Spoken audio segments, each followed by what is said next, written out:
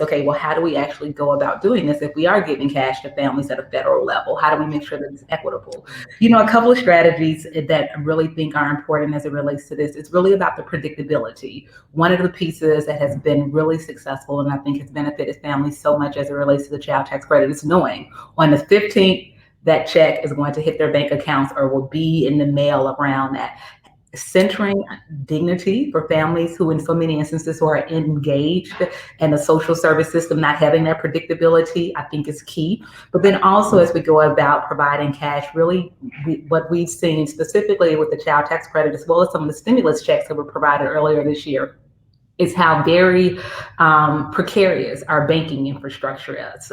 So really thinking about how do we go about making sure that those resources are actually provided to families and that there's a federal process, either something that is managed by the Federal Reserve Bank to actually go about getting those resources to family.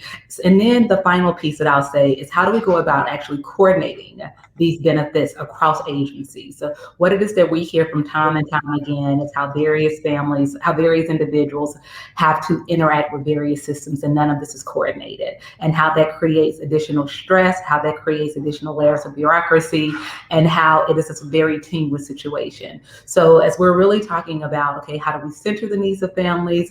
How do we lift up the inequities that are existing with women and girls? And how do we really go about building policies so that we can get to not only stability, but to a place of thriving?